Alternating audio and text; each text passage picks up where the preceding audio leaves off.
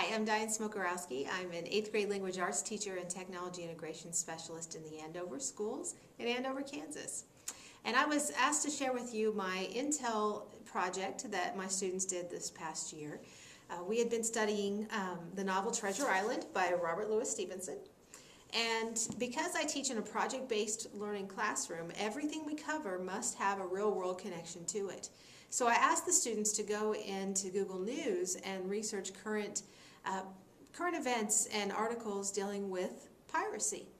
Of course, they did find current events with pirates that are on the seas, but we also found quite a bit of information on digital piracy. The students asked, what is digital piracy? And I kind of explained to them how this was more of intellectual property, one of the 21st century skills dealing with ethics in use of media, and had them take a look a little bit further for research.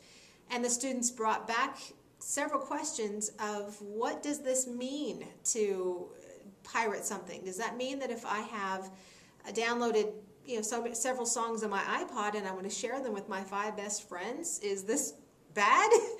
And under the United States rules, yes, it is. So what I had them do is brainstorm. Come up with a lot of different questions you have about intellectual property. Crazy enough, they had over 50. So I knew it was time to go to the experts.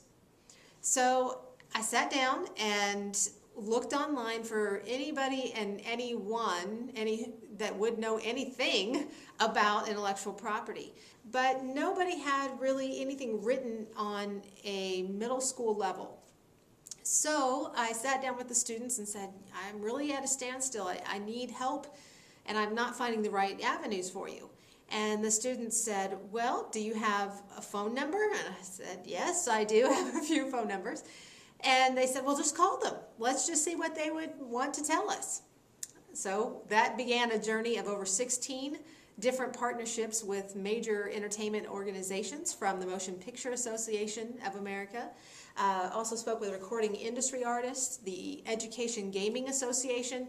We talked to so many people, including even law enforcement and internet service providers, radio stations, movie theater owners. The students really spent a lot of time using Skype and video conferencing tools, wrote emails. Oh goodness, we just did over 10 weeks of research of intellectual property. At that point they said, you know what, there's something we've got to do with this information. So I had them look at it and said, well, you have this wonderful treasure, because yes, we are still reading Treasure Island.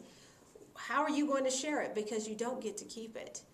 And they said, let's build a website. But they did everything, 75 different pieces of this large project to build the LayArg website. They thought that sounded so much fun. They said, Mrs. Smoke, that's cool. Let's keep it. So we went online to see if LayArg was copyrighted. No one had it, so we claimed it for our own. The entire project was created around 2 essential questions. The first one is, just because we can, should we? It was more of just an ethical question for the students to ask themselves every time they came across audio, video, text, images, anything that they didn't create themselves, to realize that there's no need to borrow or take information from someone else when it should just inspire you to generate your own products.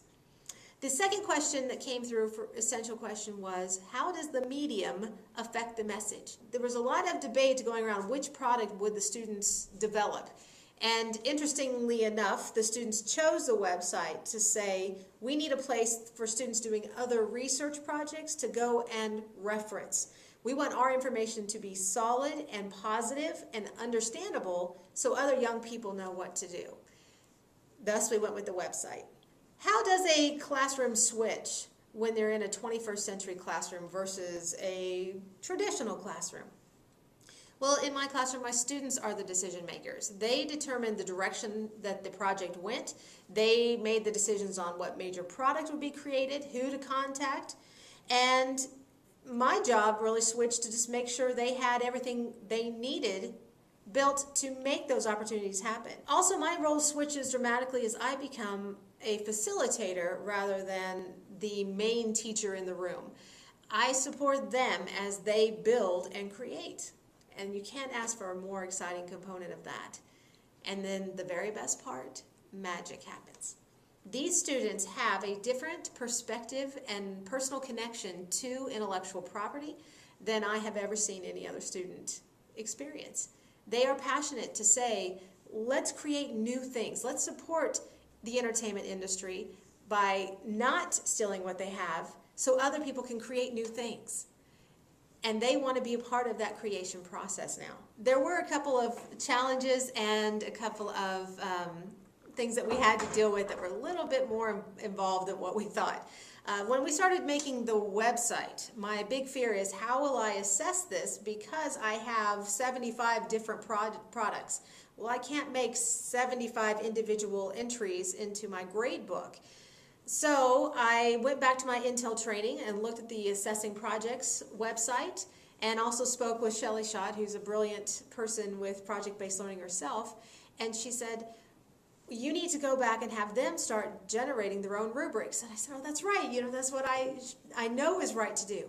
They wrote all of that and wrote an essay explaining what grade they deserved on the product they created. I took a look at that along with the rubric that they individually created, and we averaged the pieces together. Ended up with 2 grades in the grade book. And I can tell you that still, a year later, I have the students come back to me and say, this was probably the most important thing I have done in education as a student. So what I can tell you, if you're ready to start taking what you're already teaching and moving it over to a true project-based, tech-enriched program, is just see what opportunities are available. Is collaboration an option for you?